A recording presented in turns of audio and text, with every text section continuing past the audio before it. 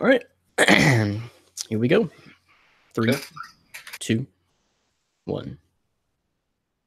Welcome back, my fantasy podcast piece. Man, I missed you, and we're back just in time to spread the holiday cheer and joy. Myself, Brandon Reed, my co-host Dan Schalk, missed you guys, but we've been really busy. So much going on. Dan got married, had the holidays. We had an Orlando trip, just so much going on. We got to saw a lot of great basketball over the Thanksgiving holiday, Dan. Now here we are at Christmas time, so just so much going on right now in the sports world and just in life general. Yeah, it's been a little crazy. I'm glad we can get together and finally do a show since our little Florida extravaganza. But yeah, crazy time of year in both of our households, it sounds like. And I'm glad that we can etch out a little time and do the podcast again. But not only that, but we have a pretty cool guest that's going to join us. So Fran Fraschilla. Fran, I'm so sorry, Brandon. Fran just called me. I just got off the phone. He had a meeting run late, so I had to book a different one. So Fran will he'll be on next time. Right? Next time, okay. Yeah. But this one's even better. This one is Damian Parson of the Damian and Jeremy show, or Jeremy and Damian show. I don't know. It's a great show. I've caught it a few times, and I'm definitely going to catch it every week because I don't know if you listened to their last one. They gave us a nice shout out. But it was definitely a great podcast, a great show, talking NFL, and they do a great job over there. Yep, we're going to enjoy this one and get to promote some other guys' work who do a great job. I did catch some of their shows, and they break down clips very well. So very knowledgeable when it comes to NFL. So we're going to enjoy that. I myself am very knowledgeable when it comes to NFL fantasy because look who's in the championship game again. And guess who's not? Well, if you talked to me yesterday, I was in the championship game. So let's go with that. How about that? Yeah, that's for another show. That's for another show. You knew you weren't. Yeah, you got beat by who? Guess who beat the Dan Schalk? Our buddy Nick Pertins. Oh, yeah. I mean, if it's anybody, I'm glad it's the Pertins, our number one fans. I could take a loss to him, and it's just there's been drama around our fantasy league. I mean, we'll catch the next show because we're gonna go and dive right into it. But the mailbag show, we'll talk. We got a mailbag question from Nick. We're gonna talk about the mailbag show, so we'll get into all that. But what just makes it more funny and even more satisfying to me is because y'all made an early season trade and everybody said you fleeced Nick Pertins. And the difference in the game, one of the players in the trade happened to be Kenyon Drake, which he ended up scoring not much, but the difference in your semifinal matchup. This is hilarious to me. It's just hilarious. So that was painful. Thanks. I bet. So, but we'll talk about that on the mailbag segment show. So check that out. December fantasy finals mailbag segment show, I guess. So let's bring in the man Damian Parsons and talk to him of the Damian and Jeremy show. So would love talking and promoting other guys. We talked to Brandon Griffin before. We need to get him on the show again soon, Dan, and see what he's up to. See what the High Flyer's up to. Yeah, High Flyer BG.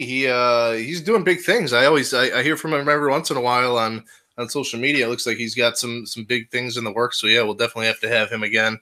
And I mean, that's what we do occasionally. We have some great guests. Ryan Thomas, I guess we can call him a guest. I don't know. He pays us to join, so we just allow him to come on for $5, $10, right? Oh, I haven't been sharing that with you. That I've been pocketing and all that. Brandon, forgot to tell you. Man. Okay. Well, I'm gonna do some side negotiations with Ryan then. See what he can offer me. See if he can give me some Bills tickets. I don't know if you want to go to a Bills game. Is that a fair trade? I mean, I don't know. Time with Ryan. So, and let's just talk about the standings. Are you surprised at all, Dan? What is your feeling about New England right now while we wait on Damian? I'm confident in New England. I'm not going to lose hope in them. They always seem to, have at least a loss like this at the end of the year, and everybody questions, oh no, the Patriots. Well, it's not one loss; it's now two. Yeah, well, that Dolphins one, that's a once in a generation type of thing that happens. So I don't look at that too much. But yeah, I'm confident in Tom Brady and Bill Belichick and what they're going to be able to do. And the AFC to me is weak, so I'm not too concerned at all. I don't know that it's necessarily weak. I think you got one of the best offenses in some time in the Kansas City Chiefs, and then your pick, Los Angeles Chargers. So. Yeah, well, I mean, the Chargers, I believe, and the Chiefs, I think, are done. They're here for a late season collapse again. So I'm not in the whole Kareem Hunt thing. I think that really hurt them. So I don't think so at all. I think the difference maker is Patrick Mahomes. This is not going to be the same Chiefs you've seen collapse in the past. But what about that Kareem Hunt deal? Man, that came back to haunt you. Did the Chiefs not know about this back in February when it happened? I don't know if they didn't see the video just like the NFL, or if they didn't try, but it's a tough situation for them. We're working with Damian right now on coming on. He seems to be having a little Ryan Thomas take technical difficulties. Ryan got in the system. Know what that's about. We could talk about Drew Brees if you want, and the Carolina Panthers defense. So I don't know if many people knew this or not. If you weren't really watching Monday Night closely or had any fantasy vested interest, but what a way. Okay, so Nick Pertins had the Carolina Panthers defense. Dan had the Drew Brees, quarterback of New Orleans Saints. Those are the last two guys, and they were virtually tied going into Monday night. So that's the matchup.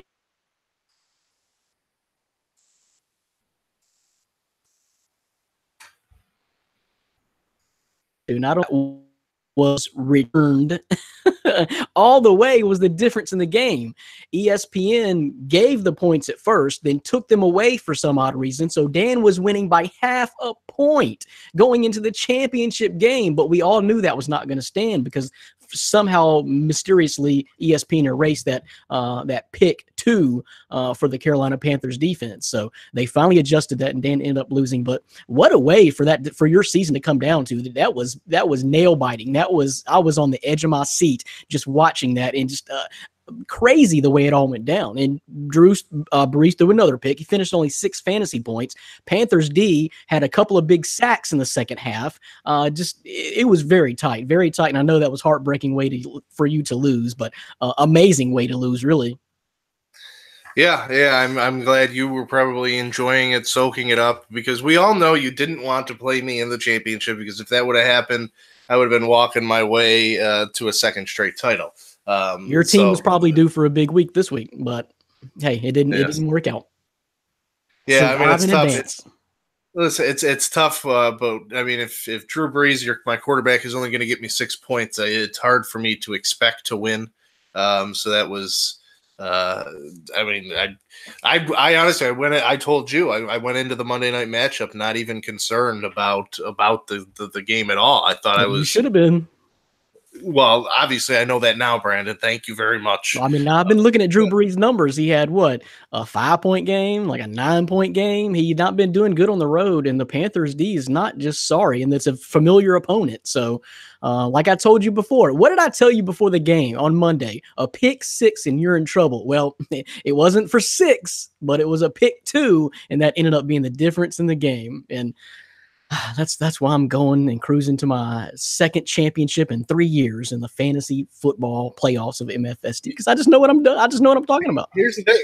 You're overlooking the Pertins just like I did. I overlooked Nick Pertins. I was like, hey, got to score more than 86, man. You got to score more than 86. I don't care. Well, you're talking about my quarterback. His quarterback had a rough week too. And man, his receivers, they got 20 points a pop from each of his receivers out there. So he's got a dangerous lineup. And if they hit, I wouldn't be surprised if we're crowning Nick Pertins the next champion. Let me And just Judy. tell you, and Casey Birch and DDT and all the other haters out there, if Todd Gurley plays half the game Sunday or Saturday, whenever they play, if Todd Gurley plays half the game this week, then I'm the champ. I'm the champ. I got no worries at all. I'm due for a pretty good week. And that's the only caveat is Todd Gurley going to play. If any, if much, I don't know. So that's the caveat, because I really don't have much of a backup running back to insert in his plays that can provide me those points. But I'm not really scared of Nick's team. I gotta be honest. Nick. I'm not really scared of your team. Yep. You ran into trouble just like just like I did. So, and anytime you're starting Anthony Firkser, and yes, our listeners are like, who did he just say? Anthony Fasano? No. So, anytime you're playing Anthony Firkser as your starting tight end, you have issues. So Tennessee Titans fans know exactly who that is. It's the only tight end on the whole team now. He had been averaging about double digits. He's going to get the catches and yardage. He just had a bad game. So you'll find out who he is. I wanted to introduce him to you this coming week, but I missed the chance because you didn't make the championship game. So that's for another time. But let's welcome in the man now. I think he's with us, Damian Parson, a.k.a. Dame Dollar of the Damian and Jeremy Show. How you doing, man?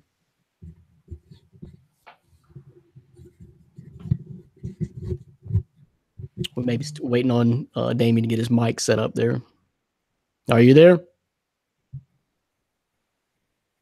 He's having more Ryan Thomas difficulties. I'm glad you didn't book Ryan on the show, too, or we just been having tons of crazy trouble today. It's just been a mess.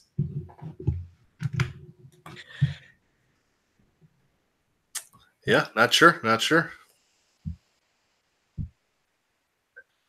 I like that logo, though.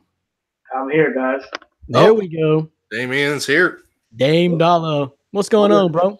Hey, what's up, man? Appreciate you guys having me on, man. No problem. We've been looking forward to it. I know you've been conversating with Dan over the last month or so, and I know I like what you guys do over there too. So we can collaborate and make a hell of a NFL podcast here tonight. Hey, let's do it, man. I'm all for that. I'm all for it, man. I don't know if you've been catching some of the conversation Dan and I had, but so I'm in the championship of our MFST Fantasy Football League. Dan was in the other semifinal. So I don't know if you caught too much of that Monday night game, but the whole game came down to basically, in Dan's season, came down to that pick 2 of the Panthers. Yeah.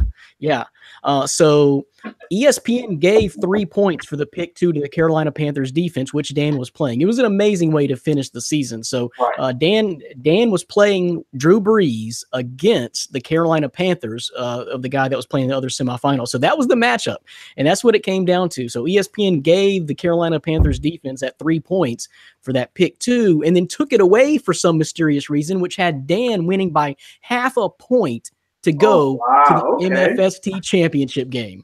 Well, ESPN did finally correct it. So, but it was just an amazing way to have a semifinal come down to, and that's what it came down. It's unbelievable that it even came down to those two players, Drew Brees versus the Carolina Panthers defense, and that was a hell of a battle that Dan came up a little bit short on. So, hey, you were just a smidge close. You were close, Dan. You were close, man. It was painful. I mean, I knew ESPN made a mistake with the scoring error, but you see yourself as the winner and in that championship game, and it's like, yeah, I got it. And then to have it taken away, it felt like my Christmas presents were taken away from underneath the Christmas tree. It was tough, but I'm confident that my podcast mates will probably win. So at least it's given MFST a little boost, I guess. We can look at it like here's another part of the backstory real quick, Damien, is that in year 1 of the MFST Fantasy Football League, 2 years ago now, I guess, Dan did the same thing. He snuck in at the last second by an ESPN stat correction. He actually lost the game when the game was over and then had an ESPN stat correction, which propelled him like 2-3 days later. It was like on a Tuesday or Wednesday into the championship game, which he faced me and lost to. So I wasn't scared either. History says I wasn't scared either. History's on your side, man. I must say, like in the league I am in, I run the league myself.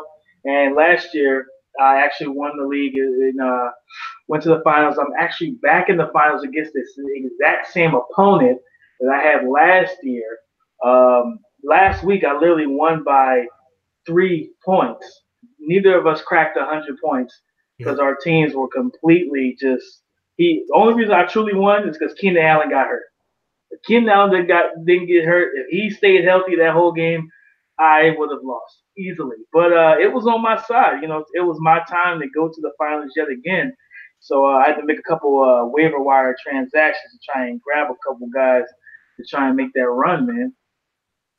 Well, it happens like that. You talk about your team not cracking 100, but last week was actually a down week for scoring wise in the NFL. There just wasn't as many touchdowns as there normally is. And so that's going to affect everybody's fantasy, playoffs and teams. So some weeks are like that. Yeah, man. I mean, the guy I'm facing off with, he has Derrick Henry. So I'm hoping that he does not repeat the past 2 weeks of success. I don't need that again. I don't need to see that this Saturday afternoon. Well, surely he's due for a little bit of a letdown, but that's what I said a few weeks ago about Derrick Henry. This is the time of year last year when he turned it up. He kind of cruised. Then he had a really good, solid last month, and that's really what I think convinced the Tennessee Titans that they can let DeMarco Murray go, is because it looks like they had a stud in Derrick Henry. Mm-hmm. Yes, sir. Yeah, that's exactly what happened, and hopefully. I mean, if they are able to make it to the playoffs, or even in next week, if he wants to continue that role, I'm fine with that. Just not this week. So talk about you guys' show a little bit and your partner. It's the Damian and Jeremy show. So talk a little bit about that and how the folks can find you. Well, you can definitely find us we are on Stitcher. We are on iTunes. We use the app Anchor, which is a great app, by the way. It's a really, really easy app to use. We're just two guys that love football. We both played growing up, especially all through high school. Former running back myself, he was a former offensive lineman. That's why if you listen to the show, when we talk about offensive linemen, he does not call them the big uglies. He calls them the big sexies, because that is his thing. So we love the game. We're both historians, but he is a little bit more of a historian than I am. Like, he can rattle off things from 1957 when neither one of us were born. So he's a little bit more extensive than I am, but he pretty much calls me the coach, where I know every position, all of those things, and we love the game. So we watch a lot of film. I have Sunday tickets, so I see everything pretty much. I make sure of that on Sundays, that I can tune into everything and keep my Game Pass so I can go back and watch film. But yeah, have a lot of fun. So definitely check us out. iTunes, Anchor, Stitcher. And we're on Facebook, The Damian Jeremy Show. We're on Twitter. I'm on Twitter, DP_NFL. Of course, Thursday, if you saw the Stephen A. Smith whole situation go viral, didn't expect that to happen, but I'll take it. But you mentioned the lineman calling himself the big sexy. If you're a running back, you can let those big guys call themselves anything they want, because exactly. they help you succeed. And then also, you guys are starting something new, the On the Clock podcast. Yes, sir. We are huge NFL draft guys, and that's my favorite time of the year. I was in Dallas last year. I was able to make it into Jerry's World, into the huge stadium. That's a beautiful, beautiful stadium. I was there all 3 rounds, for all 3 days. Matter of fact, I was there when Baker Mayfield went number 1, and everyone outside and inside were losing their minds. The atmosphere is amazing at the NFL draft. Our plan is to actually go to Lucas Oil Stadium this year in Indianapolis. We're trying to get to the Combine, and then, of course, hit up Nashville for the NFL draft. So yeah, that is our new draft podcast, On the Clock with Damian Jeremy. Well, you might have to incorporate our own Dan Schalk into that, because he's definitely a draft guru as well. Breaks down during draft time. Dan breaks down pretty much every major prospect. How many prospect profiles did you have this, Dan? I mean, it was upwards of like 200, wasn't it? Yeah, I think I was in the 230s last year, and Damian, I don't know if you've ever seen my work, but yeah, I mean, I do scouting reports and draft profiles and all the NFL draft prospects, so I'm big into it. Game film is kind of a hobby of mine, and just watching it. So I'm with you there. I completely understand where you're coming from. Of the NFL draft being such an exciting time, and I've never been live like you were last year, but I can only imagine how that atmosphere is, and yeah, I'm a definite draft enthusiast, and I'm inviting myself onto your On the Clock podcast whenever you want, because I just love talking draft and breaking down film, talking prospects, and kind of my big thing is, you know, I'll watch a guy and I love to comp him. I love comping people. Oh, yeah. Comping prospects to who I think they can be, and watching those guys' careers since I've really been doing it hard the last few years, watching them kind of unfold. Like our boy Brandon Reed's crush this year is Patrick Mahomes, and that's a guy that I raved about when he was coming out a couple years ago. So it's fun to kind of see how they take off once you scout them the way we probably both do. Yes, sir. And trust me, you are definitely welcome anytime, man. I have seen your work. You do great work, by the way. I love you. I love your breakdowns. Continue to keep it up, man. I'm going to be tuned into your scouting reports. I'll have my scouting reports coming out as well via Awesome. CopsRider.net. The CopsRider report, that is another affiliate that I work with closely. But yeah, man, hey, you can come on anytime, man. The plan is to kick it off right before the college football playoffs. We're going to break down the playoffs, talk about the big prospects and even sleeper prospects in those games so people can keep their eyes out for. So, yeah, we're going to be all over that. And after that, it's all guns blazing after that, man. Awesome. Yep. Love it. Love it. Yeah, Dan has a little bit in common with your partner Jeremy then in that case, because he's a bit of a historian too, because he'll comp a guy that played 1976. I'm like, who the hell is that?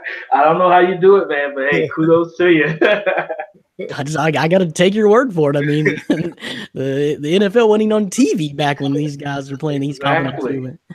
Where'd you find that film? But yeah, that'll be hot. I know Dan is sorry about missing that trip to Jerry World too. I know you're all kinds of envious and jealous. Check out Dan's wall behind him on the podcast, Damian. It's stuff with Dallas Cowboys fans. That is his team. That is his love. Gotcha. Okay, I see. Listen, that is an amazing stadium, man, and I think at the draft when I was there, the craziest fan base, I had to give it to the Raiders. The Raiders fan base they came in droves and they were painted out black and silver. They were yelling, and the only other fan base I say that rivaled them, I would say would be I think it was the Chargers. Chargers came deep into Dallas, and it was an amazing experience. And like I said, this going to Nashville, Nashville is beautiful. My wife's been. I've never been to Nashville, so I heard it's beautiful. So I'm planning on it. Which we want to hit up a couple. We want to pick out a specific pub or bar and try to set up a remote location if we can to kind of get our own live breakdown as the picks are in. Just kind of break down what we think, if it's a good fit, so forth and so on. That would be a hot idea. We did that. It was Dylan Davis Trotto, writer from My Fantasy Sports Talk, that did that. I believe this past year, didn't he, Dan? Yeah. For the NFL draft, he was at a bar this past year, two years ago. But he did the show from a bar, and it was pretty cool just to get all the fans' perspective as the picks go down, and especially he's in Jets country, so anytime the Jets fan base is. They always seem to hate their draft picks, so it's always good to see that reaction right away. Of course. They never liked their draft pick. When I was there in Dallas, it was mixed reactions when Sam Darnold pick was in. I know a lot of people out there, they were happy. They were like, okay, we finally got our quarterback. And after week 15, watching him last Saturday versus the Texans, he gave them some reasons to be happy and be excited about. And I like what I saw from him versus that Texans defense. Accuracy, poise, mobility, arm strength, ball placement, everything that he was doing in that game with limited weapons. Literally, the only true weapon he had was Robbie Anderson. Because Quincy Newell didn't play, Jermaine Kearse was null and void in that game as well. So I like what I see from Sam. Keep an eye on him.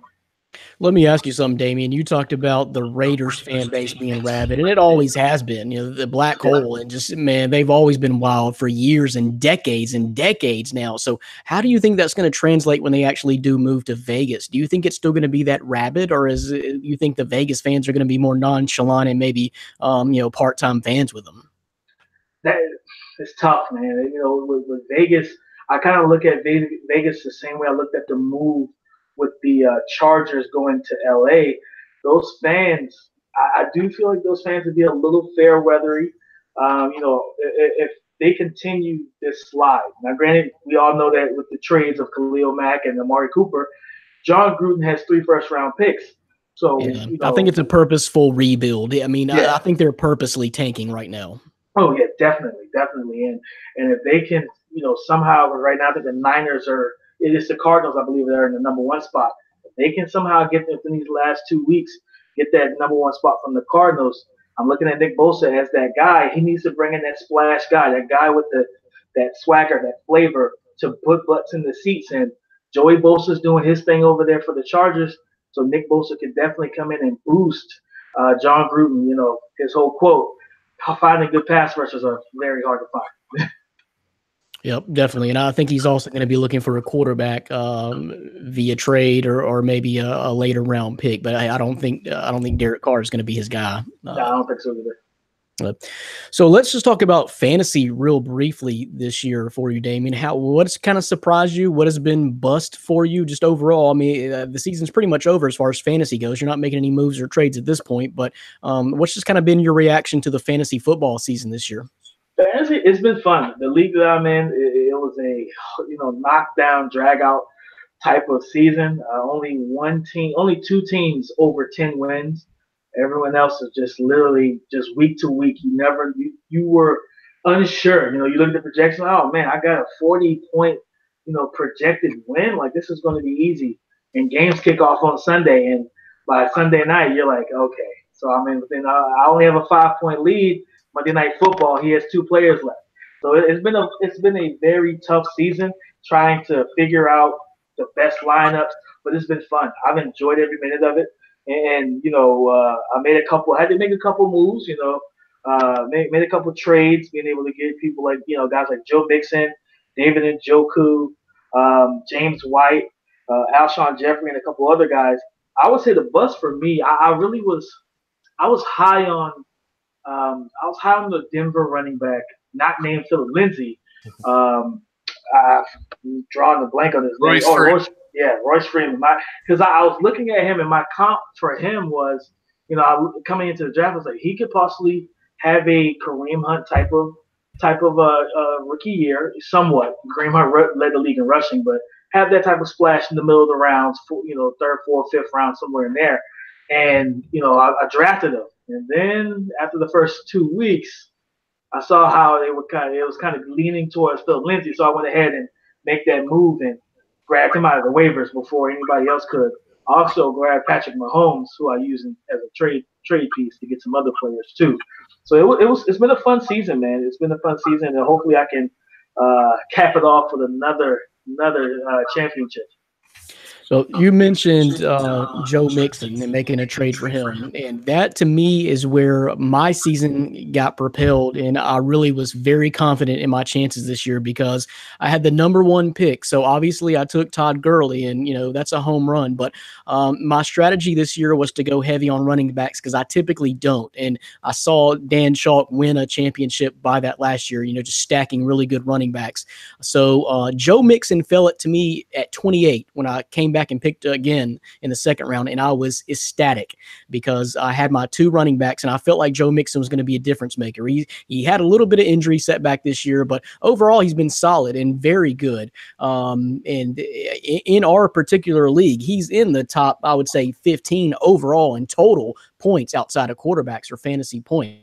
So that, and along with my 3rd pick was Tyreek Hill, who's been really impressive, especially with a new quarterback. So, I've been very high on Joe Mixon. I really think that's where my season turned around when those guys let Joe Mixon fall to me at 28. So I started off the first 2 rounds with Todd Gurley and Joe Mixon.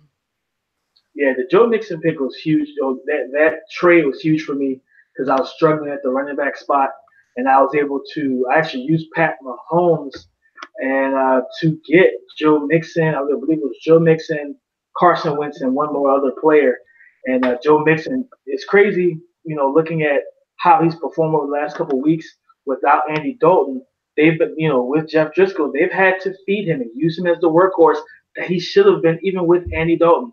And of course, I benefit from it, him being on my fantasy team. So I appreciate it. Continue to feed him even this Sunday versus the Cleveland Browns. Yeah, definitely. And I was just looking at the stats, and it popped up that he is questionable now, the questionable tag, but I don't think it's anything serious. Just a wrist issue, but I think that's just maintenance. He doesn't really have any threat of not playing, I don't think, but we'll see. So if you had to name maybe a fantasy bust this year, who might you point out as being a complete fantasy bust overall outside of, you mentioned Royce Freeman or Lindsey, but anybody else just overall that maybe wasn't on your team that you think, man, they just had a horrible fantasy season compared to where they were drafted? Man, let's see. I could easily go with Le'Veon Bell because he didn't play a single snap this year. But I would say David Johnson. In another league, I took him, and I regretted it. I took him over Ezekiel Elliott at number 3. And it was a tough decision because I was looking at the fact that, Zeke, knowing that Dak Prescott he's a solid quarterback, but of course the receivers were young, at bringing in Michael Gallup as a second, third round pick, the rookie. He has potential, but of course you didn't know what he was going to be able to do in that offense. And of course Cole Beasley, Dez Bryant. I was like, man, I don't know about Zeke. I know he's going to see a lot of stacked boxes, but so I went with David Johnson, and the talent around him is porous, man. They can't get in the end zone. That's the biggest problem. Offensive line's bad. Of course, you had Sam Bradford starting out the season at first. Then, of course, Josh Rosen. You have Larry Fitz at receiver, but Ricky Seals-Jones is a solid, okay tight end, but he hasn't proven much. I think he has the potential to prove to be a pretty good pass catcher in this league. But definitely, to me, is David Johnson, just where he's – and I know he was top 4, top 5 in most leagues, PPR or standard, because he was a touchdown machine when he was healthy 2 seasons ago. So, yeah, I got to go with David Johnson on that one. I 100% agree, and that's what I've been preaching to Dan Schalk all year. Dan Schalk made a big trade for David Johnson to the guy who beat him in the semifinals. But I've been preaching that to Dan Schalk all year because the team just sucks, man. They just suck. And so I looked at our league. He is 12th as far as running backs go in our league, behind James White. So, Dan, are you ready to admit that David Johnson's been a fantasy bust this year? Well, I wouldn't. Yeah, if you drafted him that high, yes. Everybody was. Everybody. He's like Dan. So I made a trade for him. And if you still look at my trade, I gave up Kenyon Drake and Doug Martin. So I'm okay with the move that I made. But yes, you're drafting him top 3 most likely. So yeah, he was bust worthy for that. The volume was always there. It just the production wasn't in the end zone. Yep. And funny thing about it is now Kenyon Drake and Doug Martin will be seeing you in the championship game, buddy. Damien, how about Christian McCaffrey? He's been kind of a pleasant surprise. I thought everybody thought he would probably have a good season, top 8 or 10 numbers, but he is currently ranks number 3 in running backs in our league. I'm going to tell you a funny story. Going back to our fantasy draft, I'm the commissioner. I run the league, so of course the order was randomized. I let it do random order, and somehow I got lucky number 12, which is only 12 teams in our league. So I was a little distraught at first. I was like, man, so I got to figure this thing out. How do I want to work my plan? And I was so stuck on the 12th pick. Literally, I could have had Christian McCaffrey and Michael Thomas back-to-back picks. I didn't even look at I was so frustrated. I didn't even look at the board clear enough with a clear mind. Completely bypassed Christian McCaffrey. And it is a full PPR league that I run. And I drafted Dalvin Cook and Michael Thomas when I could have had Michael Thomas and Christian McCaffrey. So my best friend, Marvin, he ended up making a trade with another guy in our league, and he got Christian McCaffrey, and somehow he made another trade and got Alvin Kamara, and has both of those. But the crazy thing about it is he lost in the playoffs last week, even with those two studs, because he allowed the receiver spot to be weakened by his trades. So it all comes full circle, definitely. It's a balancing act. And that, one thing that I've really took a hit on this year on my fantasy team is tight end. I started out with Greg Olsen. I really wanted a top 5 tight end and that was kind of aggressive for me because I always let the tight end. I just don't think about the tight end position. I never go after those top guys. And I usually survive, and also I've really kind of survived without even Greg Olsen. Been patchworking a little bit of Jesse James and the guy from Seattle, Nick Bennett. No, the other one. It wasn't even that good. It hasn't worked. It hasn't worked out. It hasn't worked out. So now we're talking, and everybody's making fun of me because I'm starting the only tight end that Tennessee Titans have on their roster now, the Ferkser. He's been doing good up until last week. He didn't have a catch, but I expect him to turn around. But yeah, just the tight end position's just always been kind of a mystery and a nuance for me. But so let's talk real NFL real quick. Who is your team, by the way? I am a Patriots fan. Oh Lord. Yeah, I'm a Patriots fan. I got mad respect. I have man crushes on Tom Brady and Bill Belichick. If Bill Belichick could be my father, I would do it. And I'm with you there. I'm not a Patriots fan, but I just respect the process and respect what they do week in, week out. Although these last 2 weeks might not agree with us. Yeah. Last 2 weeks have been rough. And a lot of people, who follow me and follow the show know that I am an objective fan. So I'll hold anybody on the team accountable, no matter if it's Tom Brady, no matter if it's Julian, whoever it is. I'm not, I hear a lot of the Patriots fans, and Bill I trust. And one thing I've always, criticized Bill for is lack or his inability to draft well. Bill takes too many chances in the draft. He's done it so many times, and it's bitten us. And when you look at this team, as you see when Tom Brady, when his talent, his arm strength, his age is kicking in, he's deteriorating, and he's 41 years old, as he should. He's 9 years away from 50, from half, come on, he should. So when he starts to die down and Gronk starts to die down, now you're starting to see that the talent elsewhere is just not good enough at times. Now, I do believe Bill has a couple tricks up his sleeve. He is Yoda. He is that mastermind. So I think he has a couple tricks up his sleeve that they, can close up these next 2 games. And honestly, this will be the first time in a long time the Patriots were in the wild card. So you said you're an objective fan, which I love. I want to hear that because I really think that the Patriots are pretenders this year. They're not that elite team. I don't see them getting to the Super Bowl. I really don't. I don't see them getting through Kansas City or San Diego, maybe not even Houston or Pittsburgh at this point. I don't see that something has just not been right about them this year. And I do think you are seeing a slight decline from Tom Brady.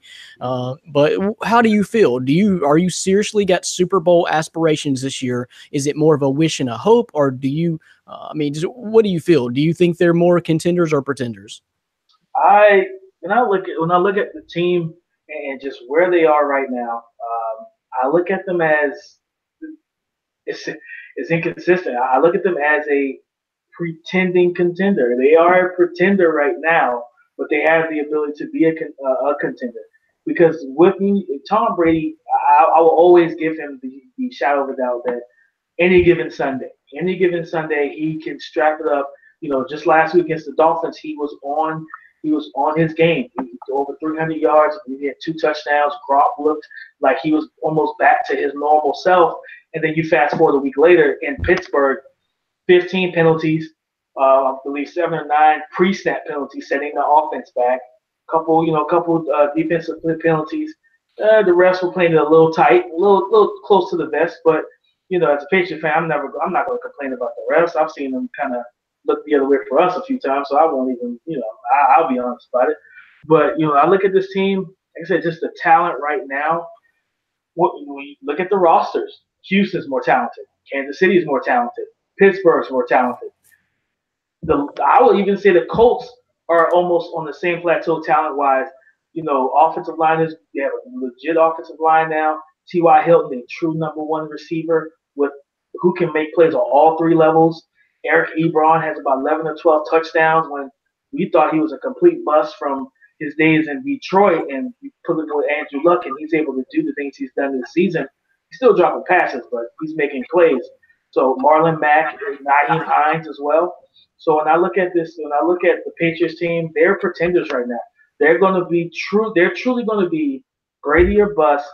The defense can play well in spurts, but the lack of athletic ability in the front seven, not being able to cover tight ends and running backs out of the backfield.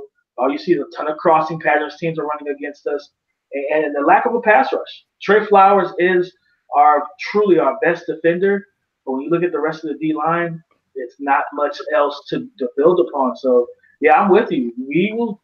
The one team it's crazy. Even though we lost to the Steelers last week, I still don't respect them. As a fan, I still don't. They just can't. They came off 3 straight losses and 15 penalties by us, and they still barely squeaked it out. They just lost to Oakland too. Yeah, that was a shocker too. I didn't see that coming.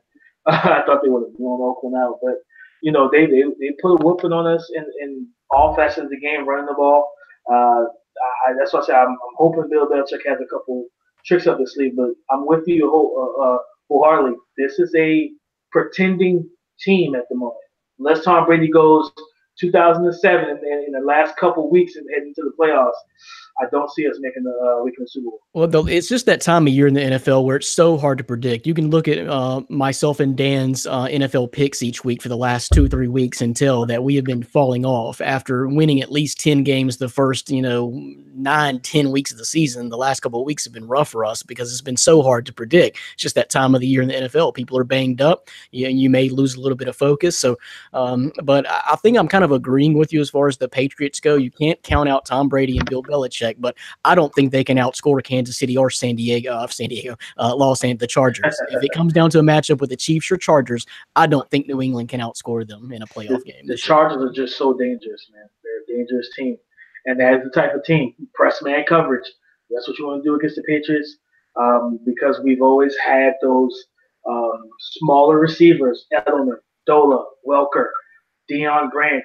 You want to get in their face. You want to force them to, now granted, Edelman's 32 years old, so he doesn't have the exact same type of explosiveness and juice that he had, a couple years ago. But when you look at it right now, it's Josh Gordon. You want to get him downfield.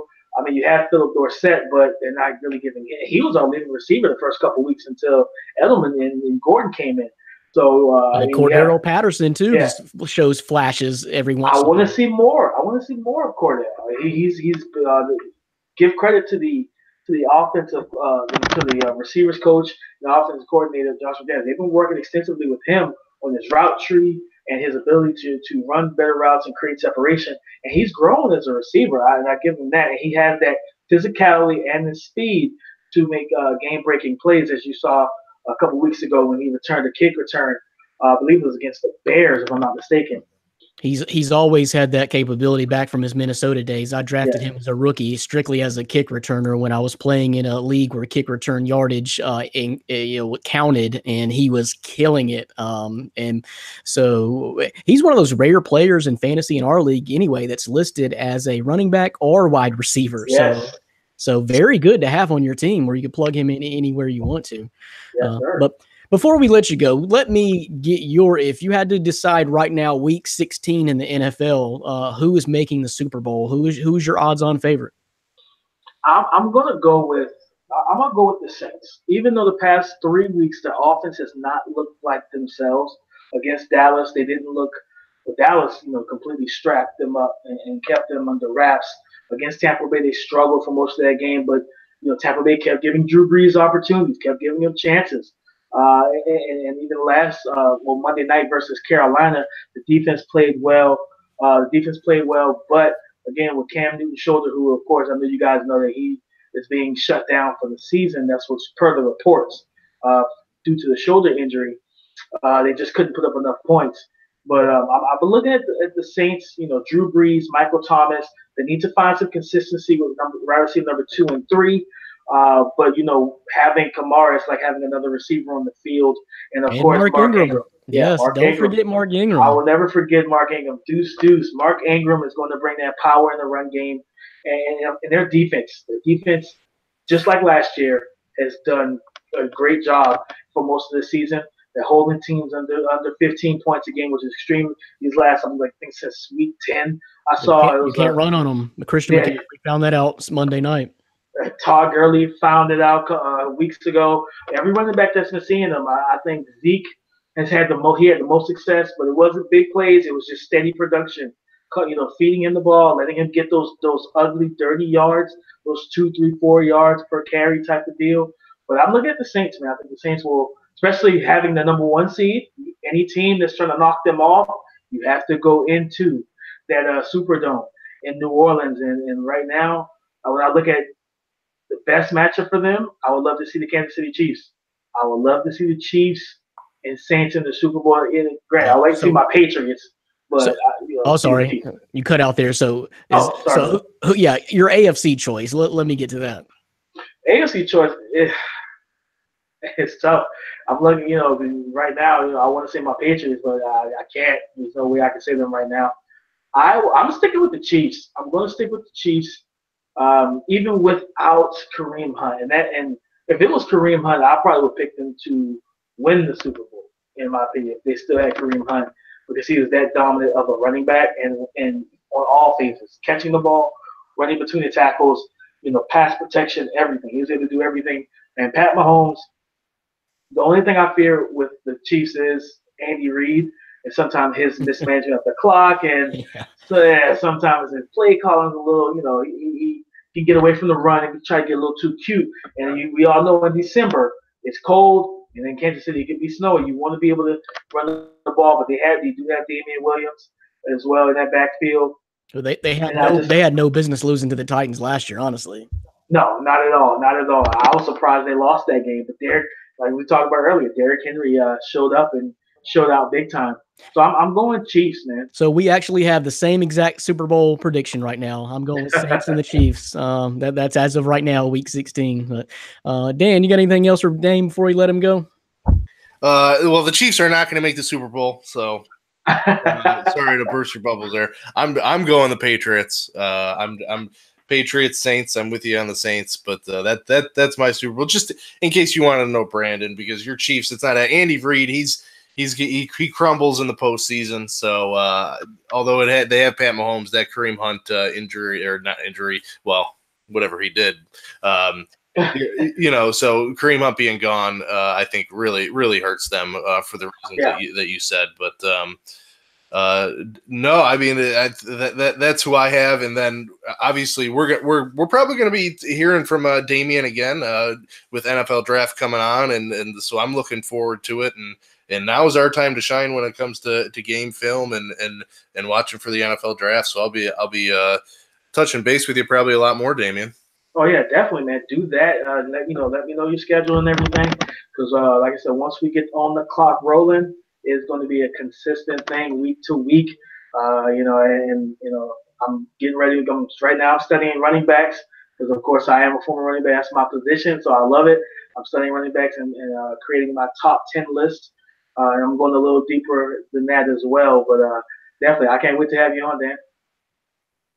Well, appreciate it. Tell the folks on My Fantasy Podcast one more time, how do we get in touch with you? How do they watch the Damian and Jeremy podcast? Well, guys, you can find us on iTunes. Just search Damian and Jeremy, of course, as well as On the Clock with Damian and Jeremy. You can find us on Facebook at the Damian and Jeremy Show. We'll have all the links on there as well. I am on Twitter, DP_NFL. We're on Stitcher. I think we're on it's Pod Chasers. We're on a lot of different podcast groups and hosting sites, but we are trying to go as far as we can. So as much support. We appreciate everybody. We appreciate you guys for letting me come on and rep our show and just talk with you guys, man. It's been fun. No problem. Appreciate it. Sounds good. Damian Parsons, the Damian and Jeremy Show. Check it out and check out the On the Clock podcast coming soon. So for my co-host Dan Chalk, I am Brandon Reed. We'll see you next time. Check out the mailbag segment, the Week 16 final week, championship week of fantasy football playoffs mailbag segment show. Check that out and check you out next time, podcast peeps. Later. Peace. Peace.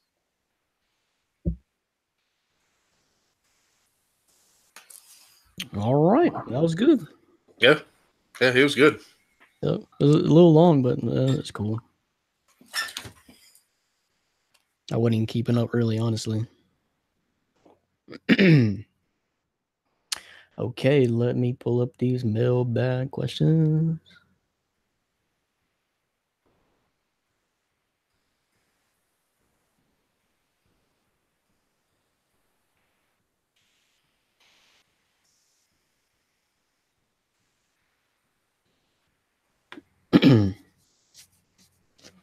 All right, man. I hadn't prepared at all, so I ain't even looked at these questions then. So it's going to be a surprise. I don't even know what to say here.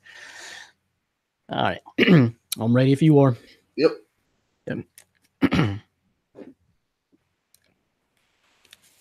All right, back. 3, 2, 1. Hello. What's up, guys? Missed you guys. Just back in time for the holiday season and spreading the cheer and joy like just two big jolly Santas here. Myself, Brandon Reed, and Dan Shaw. I'm going to carry a big bag of mailbag questions right straight down through the chimney this week. So glad you could join us. Glad you're back with us. We've been kind of taking a little bit of break hiatus, but a lot of stuff going on. You had the holidays. Dan got married. Oh yeah, by the way, all that going on. We took a trip to Orlando, and it's been busy time of year. So finally getting to sit down and podcast chat with you guys again, and we got a lot to talk about this week, Dan Shaw. Yeah, I got a lump of coal early. We'll get into that, but yeah, man, I'm just getting nothing but coal this year. Not even just our league. I didn't even tell you about the other leagues I was in, and it's I'm glad to be here. And I guess I don't know. I'm just here. I showed up. Let's go. So I really only play typically the last couple of years in one fantasy league, and that's the MFST Fantasy League, where all the competition is. This year I played in 3. Well, it's not true. I've been playing in 2. The MFST Fantasy League, a work league that is a money league. And then I picked up another league, one of our former writers this year too, that Dan Chalk is in as well. So 3 leagues. I'm appearing in 3 title games next week. So it's just my year, Dan. It's just my year. I mean, I know you tried hard, but it's just not your year. It's the year of the new breed. Yeah, I guess that was my year. Last year is when I was winning all the leagues, and this year I lost every semifinal match I was in. So it's just the way fantasy works. Even if you have the best team, like I know my team was the best in our league. It was a bad week, and that's just the way fantasy works. And the damn Carolina Panthers defense and 2-point conversion returns being a new rule in the NFL. I curse you, Roger Goodell. I curse you. Okay. Well, Drew Brees, your quarterback, really needed to score more than 6 points. Yeah, he's cursed. Cursed. So let's just talk about the backstory of what really happened for the podcast peeps at home. So you got beat by our boy, Nick Pertins. How about that? That's number 1 sore spot for you. Number 2 is what you just referenced, the pick 2 return by the Carolina Panthers defense. So, okay, so the game was virtually tied. I think Dan was up by a little bit going into the Monday night over Nick Pertins. The thing is, Nick Pertins had 1 player left. That was the Carolina Panthers defense. Dan Chalk had 1 player left. That was Drew Brees' quarterback. So we all know how that game went down Monday night. But basically, the game was decided and won, and the semifinals and championship matchup was determined on that pick 2 return over Drew Brees by the Carolina Panthers defense. Well, they counted the points originally. Then somehow overnight, Sunday night or Monday night, ESPN took them away. And Dan Chalk's going to the championship matchup, winning and beating Nick Pertins by a half a point. Okay, so we all knew that was wrong. So emails were made. ESPN finally corrected it, and Nick Pertins is advancing to the championship matchup. And I still can't get over the way it all went down, Dan. Him having one player left being the Carolina Panthers defense, you having one player left being Drew Brees, and just the way that game went down, Drew Brees threw a total of 2 picks. Carolina got a couple of big sacks late. It was just an amazing game for it to come down like that. I was just astonished. Yeah, once in a lifetime. And I told you before, I wasn't worried going into the game. I didn't think twice about it. Even the first half, I didn't even check fantasy. I didn't think anything.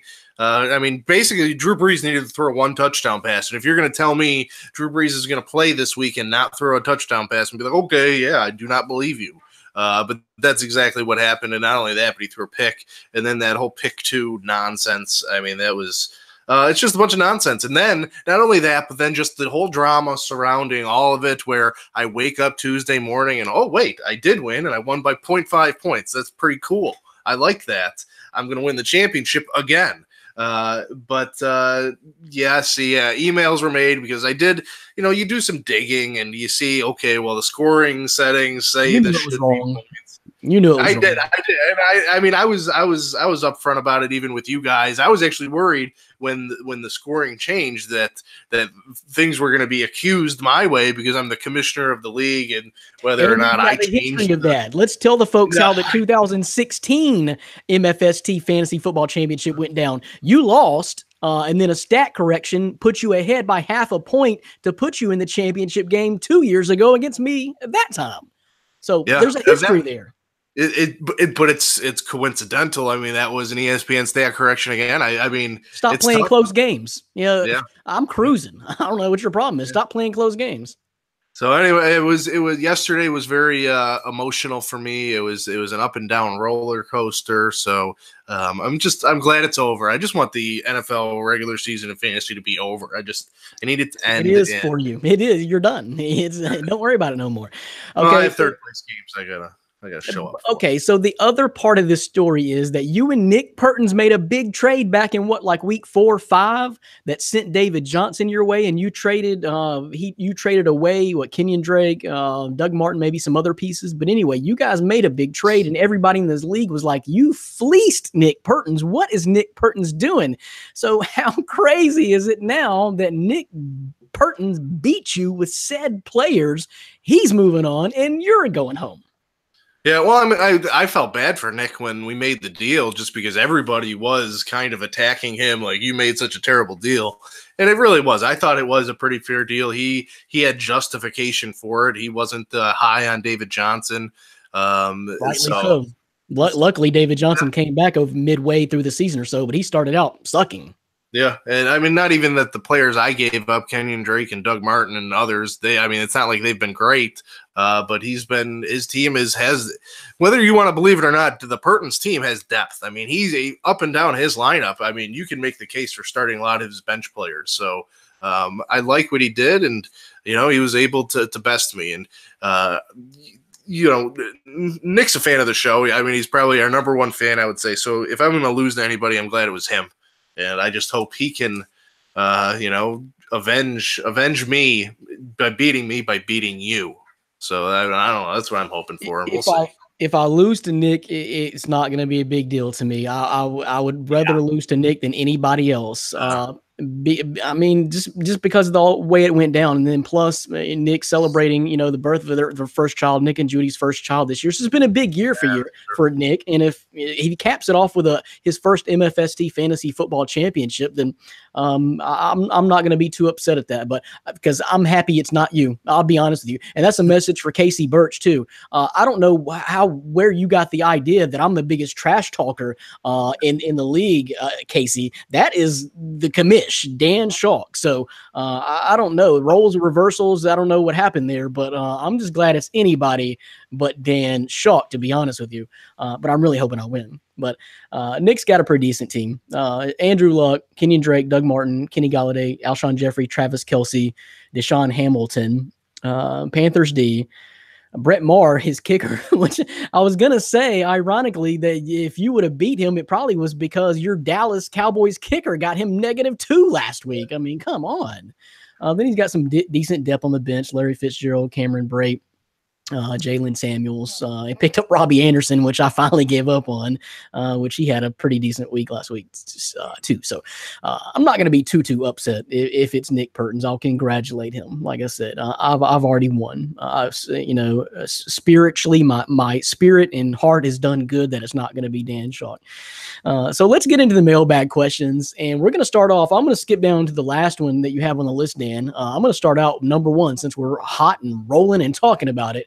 It's from our man, Nick Pertins. And I told you before the podcast, man, I've been so slammed at work. I haven't even read these. I have no idea what any of them say. So pardon me while I get through it, especially this one because it's a long one because it's Nick.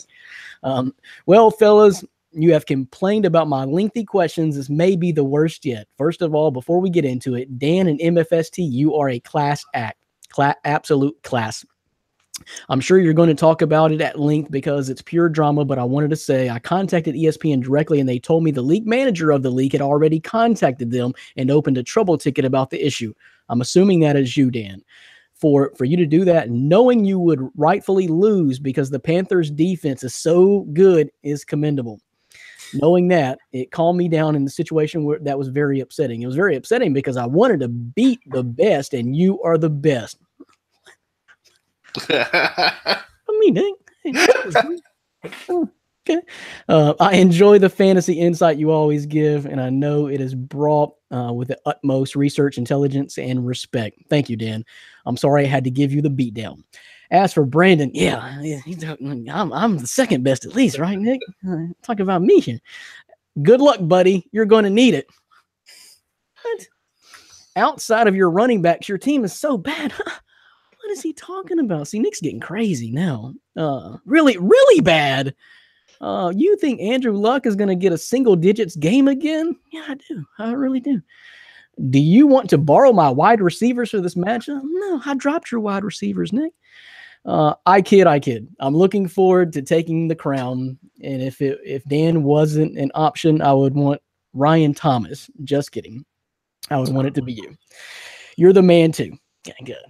We're back on track. I feel like this is going to be a North Memphis versus South Memphis gang fight. You're right. This is going to be like Parkway Village versus Orange Mound. Dan has no idea what we're talking about, but I know you do, Nick. This is going to be Parkway Village versus Orange Mound in this MFSD Fantasy Football Championship game. Good luck, Brando. I will be back next week with my acceptance speech. Appreciate you guys. Go MFST. That is Nick Pertins. And he wasn't lying about being the most lengthy one yet, but he had a lot to say, a lot of drama, like Nick said. Yeah, I mean, Nick and I exchanged some emails yesterday. It's tough to be put in that shoe. Like what we talked about, I was the victor yesterday, and I felt good. But at the same time, there was a loser in that, and that was Nick. And knowing that he had rightfully won, it was I could only imagine how upset he probably was when he saw that. You go to bed winning, and then you wake up losing. So fantasy, we take it seriously. I know this league is just for fun, but there's a lot of pride on the line, and just between all of us, you want to win. So his first email was a little bit rougher than the rest, I'll say that. But Nick, I think he kind of the kind words mean a lot, and I still would have preferred to win. But I appreciate that, and gang fight, that's cool. I mean, maybe you guys can meet up and actually throw down and like tape that. That'd be pretty cool too. But good luck to both of you guys, and I think it's going to be a close battle. Channel 7 News Team. So, I don't know how to respond to Nick about my team being terrible. Where you been, Nick? I was basically the number one seed all year long. And that's what I was telling Casey. Did y'all guys not see what happened to me this year? First of all, TJ Yeldon was a great pickup, but he was doing awesome when Fournette was not in the game. And then Carlos Hyde was putting up double-digit points per game. Then he got traded, and that was just erased. I'm not sure he's stepped on the football field since going to Jacksonville. So, I mean, I was really deep at one point with Todd Gurley, Joe Mixon, Carlos Hyde, and TJ Yeldon, and then not to mention Tyreek Hill, Deshaun Watson. So my team has kind of fell apart And I've been a little worried over the last month because they have been slipping and falling, but it's all about survival. And I'm like I said before, I'm glad it's you in the championship game, Nick. So far, these MFST fantasy seasons have come down to so many crazy ways. And Dan and I have met in the championship of so many leagues. It's really surprising. And I really thought this was going to be another one, but just a perfect matchup. I enjoyed watching it Monday night and how all that went down with Carolina and Drew Brees. So, but Dan did know it was wrong. We all knew it was wrong because I don't know where those points went. And honestly, I thought Drew Brees would have or should have lost points on the interception. I know that's the rule, and not that he doesn't, but he should. You throw a pick, you should lose points. I don't care if it's a untimed down or what. But so it was just crazy the way it went down. But we're gonna enjoy it. We're gonna enjoy this championship game. And like I said, if I lose, I won't be so upset that it's to you, Nick, and hope things are going well. We'll have to get back at you here, shortly after the holidays. I doubt we do a show next week, being Christmas and everything like that. But hopefully between Christmas and New Year's, we can get back at you. So I want your feedback, win or lose. I don't care what happens. So we can hear from you again and wrap the year up the right way, crowning an MFST fantasy football champion. So, anything else for Nick? It was so long. I don't know if we're leaving out any real questions or not. I think it was just more of a statement by Nick. Yeah, he's probably just soaking it in. He's soaking in the victory. And he kind of came from nowhere, right? I mean, he was barely struggling to make the playoffs halfway through the season, right? He hadn't been like a top tier team, has he?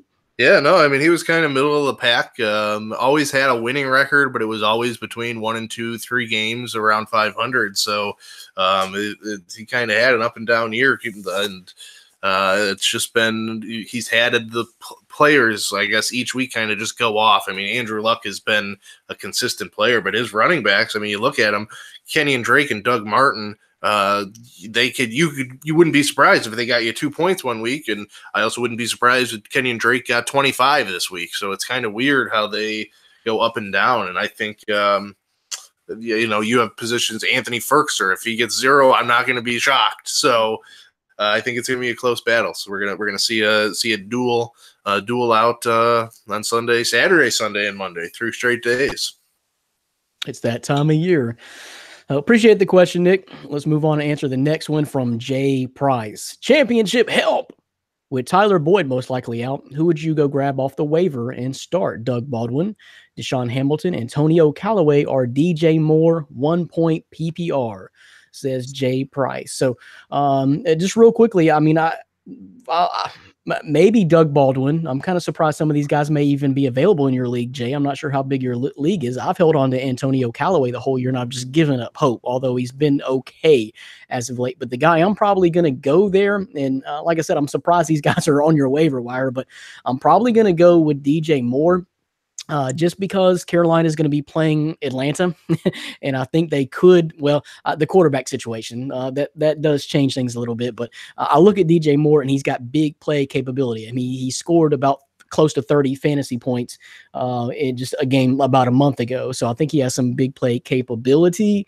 And Atlanta's defense just traditionally is just not good. So that's one I'm probably going to look at. Dan, what do you think? I would be tempted to say Doug Baldwin. I think he's probably the safest bet now that he's back kind of healthy. But if you want to go for kind of a risk, I would go Deshaun Hamilton. It's back-to-back 7 reception weeks.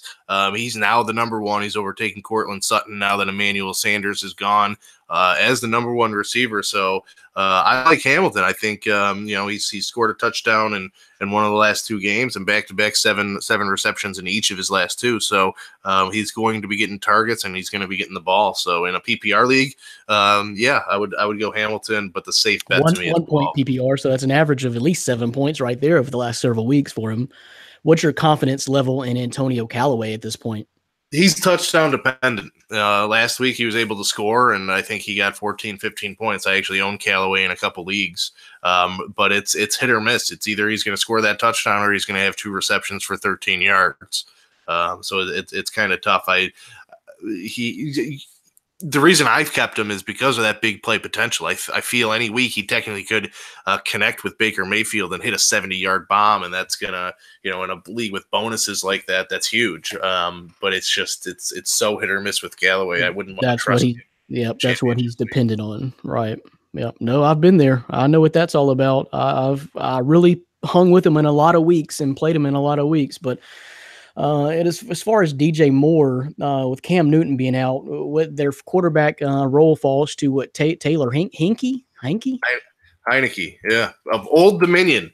Loved his game film. I remember him from years back. So can he run a team and put up points this week against Atlanta?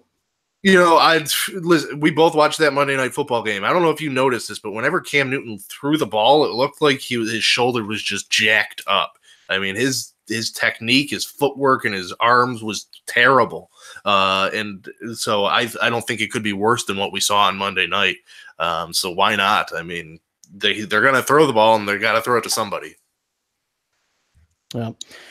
So I don't know if we helped you out much there, Jay Price. But I mean, it depends on a lot of things. I would say DJ Moore, except for the quarterback situation. I don't know. Doug Baldwin coming back off injury. Deshaun Hamilton being just about the only guy left there. Antonio Callaway, big play potential.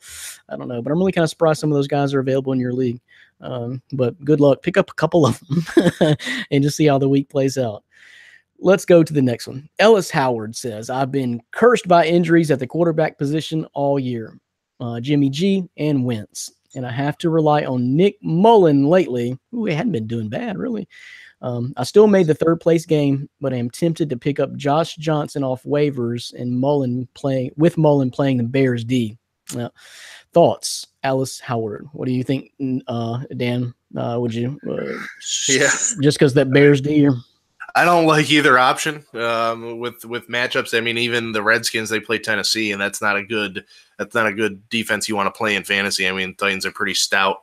But the reason I would say, probably go Josh Johnson is just because you're going to get running yards. He's almost had 50 in back-to-back weeks. I think it was like 49 and 47, respectively. So, if he can get you 4 to 5 points just on the ground, the little lady's probably going to get you through the air is comparable to what Mullins is going to get against a stout Bears defense. So, I would roll Josh Johnson out there and hope that he, does it with his legs. I'm going to go the opposite. I'm going to say stick with Nick Mullins, who I've seen do some pretty decent things, and he has some pretty good weapons there, particularly George Kittle, which he loves. He's just nailing George Kittle all over the field, and this game is not in Chicago, so I'm saying don't overthink it and go with the guy who's rarely playing. Dan mentioned the running yards, but Washington's not scoring. They're not doing anything offensively. They're not really running the ball either, period. So I think if the defense can kind of clue in, which the Tennessee defense will, on the quarterback position, I don't see much production out of that. So what I'm saying is don't overthink it and go with a guy who has a little bit more experience under his belt now, playing at home in the warm California sunshine as opposed to cold Chicago Soldier Field. So we split there. I don't know what to tell you, but good luck to you, Ellis. The next one comes from Ray Michaels. I have Gurley and need to decide between my second back, Derrick Henry or Chris Carson. Man, at this point, I know you got Chris Carson, Dan. No, do you? No, you got Chris Thompson. But man, I can't stray away from Derrick Henry at this point. First of all, you better hope when you're in the same situation I'm in, Ray, and that you better hope that Gurley even plays, or at least plays half the game to get you something. Gurley had like 15, 16 points in the first quarter of the game this week. So I was loving it, but you better hope he plays. But I cannot go against Derrick Henry at this point. I saw him do it late season last year, what he's done the last 2 or 3 weeks. I'm not going to go against Derrick Henry. I'm going to stick with that against a pretty bad Washington team. We're gonna go opposite again. I think Henry's not going to be able to do it continually, and Chris Carson has quietly been putting up some monster numbers, 120 and a touchdown last week with 6 receptions. So if this is a PPR league, I'm definitely saying Chris Carson. But the week before that, he had 90 yards and a touch. The week before that, he had 70 yards on almost 6 yards a carry. So Chris Carson is doing it. So I'm confident in his abilities. And if it is a PPR league, he does still have that dynamic in the receiving game where Derrick Henry really doesn't. So I'm going Chris Carson. and they have a home matchup against Kansas City. So another somewhat porous defense. So you have a decision there to make. Ray, good luck to you. The last one this week comes from Lindsay Landsman, and he's looking for daily fantasy. The question goes is this: any sleeper daily fantasy plays for the weekend? Dan, what do you think? Who's on your radar? Yeah, I got one name for you, and it's Kalen Ballage, the running back for the Dolphins. Frank Gore is out. They don't plan on giving Kenyon Drake any more rushing carries, so Ballage is stepping right in to Frank Gore's role. He's going to get 15 to 20 touches, rushing attempts in the game this week, and he's probably pretty low cost comparative to what some other backs are. And last week he was able to rip off a 75-yard touchdown run, had over 100 yards. So now with a full workload and a cheap figure next to his name, I would say Kalen Ballage is my value DFS play. So let me ask you about the aforementioned Josh Johnson. What do you think? Could it be a value play? Yeah, especially for the quarterback position, I would imagine he's probably not high on the list. And what I also like about that is, I don't know about you, Brandon, but in fantasy during these type of weeks, I like having like a guy on a Saturday game where there's only 2 games. So it makes those Saturday games a little bit more exciting to me. And that's something that I like. It's something that I looked at this week on Monday night. I'm like, heck yeah, I got a Monday night Drew Brees matchup. That's going to look good to me. It ended up being a crushing Monday night. But this is Saturday, so you still have a couple days to get over it of more football. Well, and there's going to be a couple of guys on my list here. Number one, a guy I kind of been hanging on to, and I'm going to play him this week because he has such huge big game potential, but he could be complete bust for you, but should be low value, is Tre'Quan Smith for New Orleans. They're going to be back at home this week, playing Pittsburgh, but they're going to be back at home. So he just has such big, and he's due for a big game like he's had. I mean, he's had about 30-point games a couple of different times this year.